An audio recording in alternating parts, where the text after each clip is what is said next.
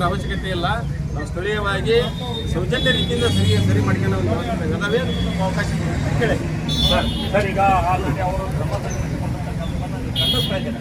ಕೂಡಲೇ ಅಂಗಡಿ ತೆಗಿಬೇಕು ಅಂತಂದು ನೀವು ಅವರಿಗೆ ಸೂಚನೆ ಕೊಡ್ತಾ ಇದ್ದೀವಿ. ಎಷ್ಟು ಮಟ್ಟಿಗೆ ಸರಿ ಅದೇ ಹೇಳಿದ್ರೆ ಏನು ಹೇಳಿದ್ರಪ್ಪ ಅಂತ ಹೇಳಿದ್ರೆ ವ್ಯಾಪಾರ ನಾವು ಸ್ಥಗಿತ ಮಾಡ್ತೇವೆ, ವ್ಯಾಪಾರ ಮಾಡೋದಲ್ಲ. ಅಂಗಡಿ ಬಂದ್ ಮಾಡೋ ಸೀಲ್ ಮಾಡೋದು ಯಾಕಪ್ಪ?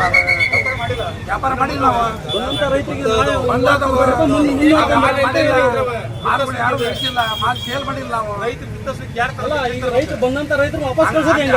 ಬಂದ್ ಮಾಡ್ಸಂತ ವ್ಯಾಪಾರ ಮಾಡಿಲ್ಲ ನಾವು ಅಂತ ಹೇಳ್ಬೇಕಲ್ಲ ಕುತ್ಕೊಂಡು. ಯಾರು ಹೇಳ್ಬೇಕು? ಅಷ್ಟೊಂದು ದಬ್ಬಾಳಿಕೆಯಿಂದ ರೈತರು ಅಧಿಕಾರಿಗಳು ಮಾಡಿದ್ರು ತಪ್ಪ ನಾ ತಪ್ಪು ಅಂತ ಹೇಳಕತ್ತಿಲ್ಲ. ನಮ್ಮ ಮಾಡ್ರಿ ಅಷ್ಟ ಹೇಳ್ತಕ್ಕಂಥ. ಅವರಿಗೆ ಕಾನೂನಿಗೆ ಹೊರತು ಇಲ್ಲ, ಆ ಮಾತು ಬೇರೆ.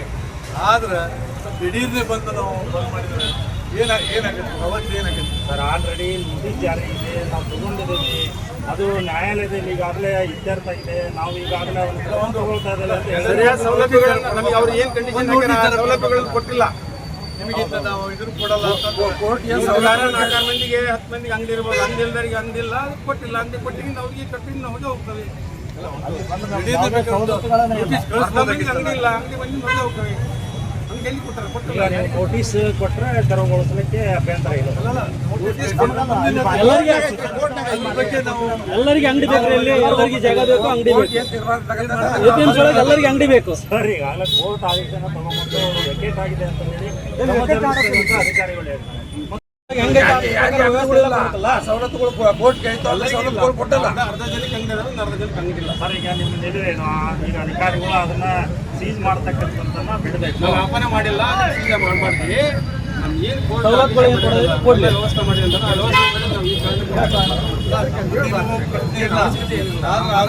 ನಾವು ಹೋಗೋಂಗಿಲ್ಲ. ಆದ್ರೆ ಸ್ವಲ್ಪ ಏಕಾಏಕಿ ದಿಢೀರ್ ಕ್ರಮ ಕಟ್ತಾರೆ. ಸಭೆ ಮಾಡಿ ತಿಳುವಳಿಕೆ ಹೇಳಿದ್ದೀವಿ.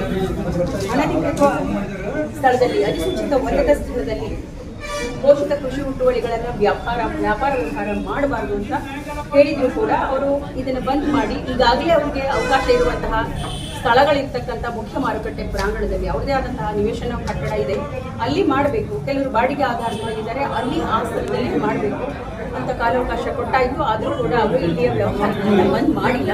ಕಾನೂನಲ್ಲಿ ಅವಕಾಶ ಇಲ್ಲದೆ ಇರೋದ್ರಿಂದ ಅಲ್ಲಿ ವ್ಯವಹಾರ ಮಾಡಬೇಕಾಗಿತ್ತು. ಇಲ್ಲಿ ಬಂದ್ ಮಾಡಿ ಅಲ್ಲಿ ಬಗ್ಗೆ ಹೇಳ್ತಾ ಇದ್ದೀವಿ. ಕೋರ್ಟಲ್ಲಿ ಅವರಿಗೆ ನಮ್ಮ ನೋಟಿಸಿಗೆ ಉತ್ತರ ಕೊಡಕ್ಕೆ 2 ವಾರ ಅವಕಾಶ ಇತ್ತು. ಆ ನೋಟಿಸನ್ನು ಪರಿಶೀಲನೆ ಮಾಡಿ ಕಾನೂನಾತ್ಮಕವಾಗಿ ಆದೇಶ ಮಾಡೋಕ್ಕೆ ನಮಗೆ 4 ವಾರ ಸಮಯ ಇತ್ತು. ಆ ಸಮಯ ನಿನ್ನೆಗೆ ಮುಕ್ತಾಯ ಆಯಿತು. ಸೊ ಕೋರ್ಟಿನ ಆದೇಶವನ್ನು ಶಿರಸ ಪಾಲಿಸಿ ಅದರ ನಂತರ ನಾವು ಈ ಕ್ರಮ ತಗೊಳ್ತಾ ಇದ್ದೀವಿ. ಅದು ಕಾನೂನು ಪ್ರಕಾರನೇ ಆಗಿದೆ.